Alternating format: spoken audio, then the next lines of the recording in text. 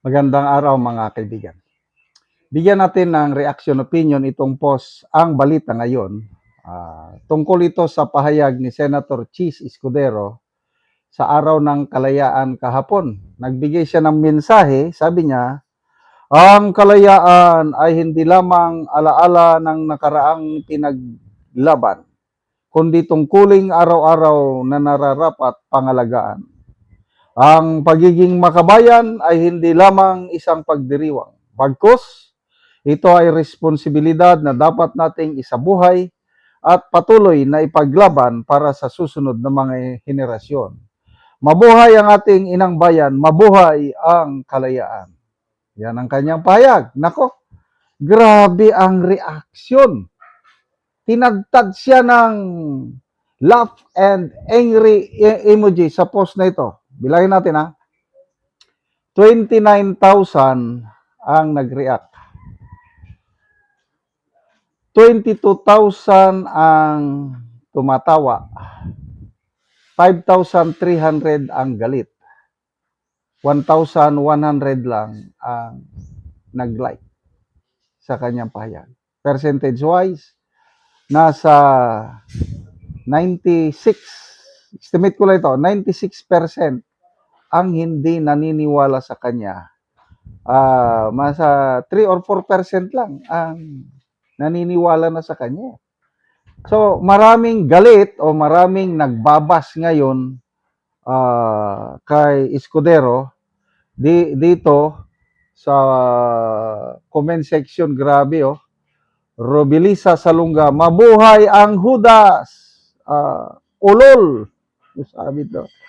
Oh, may bigti ang Judas. Grabing ano dito. Grabing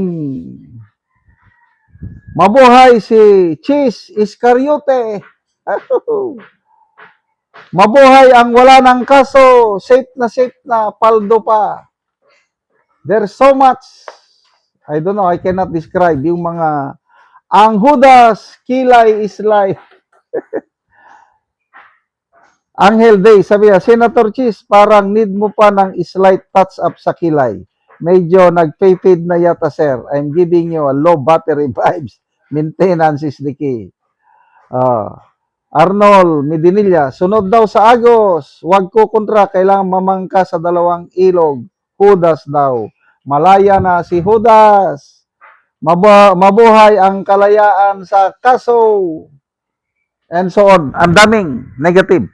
So ang tanong, sa mga senador natin ngayon, sino kaya ang nakakatanggap ng pinakamaraming bash o most hated senador sa ating bansa? So, ang mga napapansin ko lang ha, obserbasyon ko lang ito, yung mga binabas ng todo, Escudero, Zubiri, magkapatid na Tulpo, nandyan din Gatchalian, and then Soto, Lacson. Of course, sa panig ni Cayetano Black, meron ding mga nababas dyan, kailang hindi kasing tindi ng galit o pangungutya ng mga nabanggit ko. So, mamili kayo. Who is the most hated, most bashed senator sa ating, papasensya na kaya, maingay, may construction dito sa malapit sa akin. Hindi ko naman mapatigil.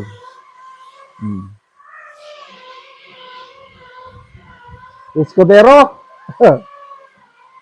Tulfo Brothers, Subiri,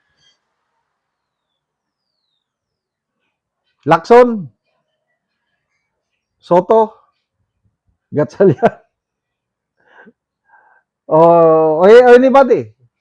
Sa tingin nyo, grabe na ang nangyayari sa Senado natin ngayon.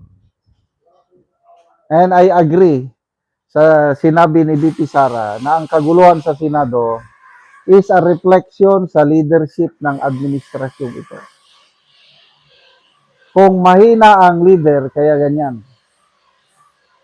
Watak-watak. Yung dalawang faction na yan is dahil ang isa, Senate of Malacanang, Gatchalian Black. Ang isa, Gaetano Black, is Senate of the Philippines. Agree ako nun. Sinasabi ni Rapi Tulfo, hindi daw sila nagpapadikta ng Malacanang. Anong hindi nagpapadikta? Uh, Public perception wise, ang daming negative reaction, comments dito sa, basta tingnan nyo, yan ang binabantayan ko. Tama si Congressman Isidro Ungab ng Davao. Sabi niya, di nyo ba napapansin? Mga post ng kabilang kampo, sinasalubong ng napakaraming laugh and angry emoji. Napansin ko rin eh. Sobra 80 to 90% ang tumatawa, galit sa kanila. Ito na lang. Si Senator Subiri, may post siya kahapon. Halos 90% pinagtatawanan.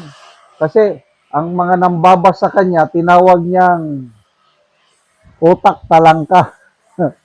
It seems to me na medyo affected si Senator Subiri sa mga bashers niya. Kaya nagpo-post siya ng ganun.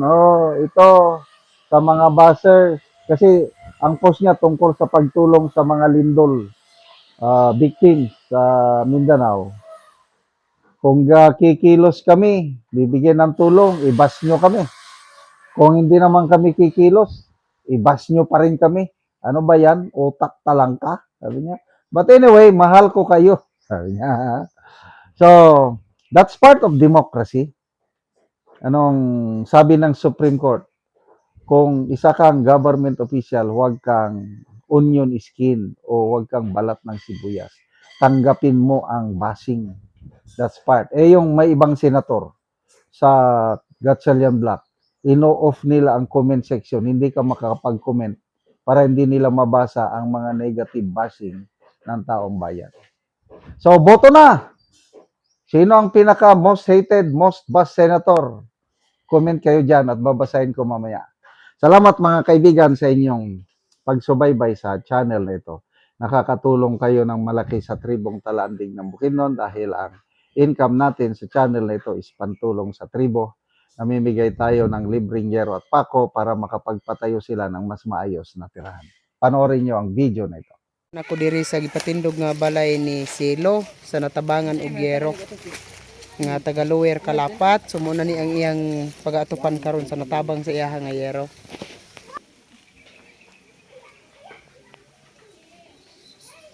So muna ni ang yero nga gitabang nga iatop karon. So kompleto gid na apay plinsin.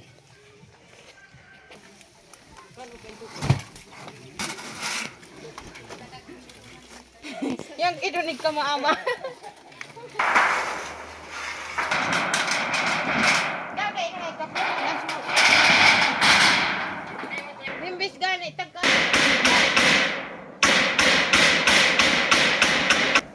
Gabi ay.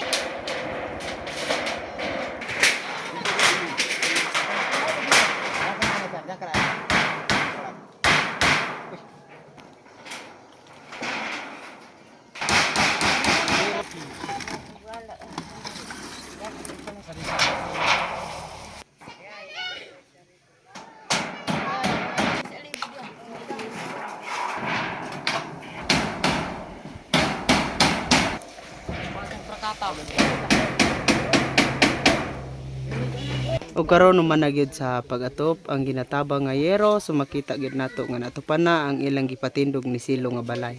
At sa Ginoo nga nakaatop na ko sa akong balay nga akong gipatindog. Salamat sa nagtabang sa yero. Ginaot nga magpadayon pa para naapadaghang nagulat. Kung wala mo ang nagtabang kay di pa ko makapatindog sa akong balay. So, Salamat ako na gani ang ningkamot ani para makapatindog kog balay. So, ikaw- Salamat sa Ginoo. So ikaw na ani ang nagpatindog. Oh. So para makataod lang mig balay. para makabalay lang mo. Akong bana dagan man siya trabaho, busa ako na ang naningkamot nga magpataod mig balay nga matagaan mig yero. Salamat kaayo. Ug salamat kaayo tag sa amuan. Salamat.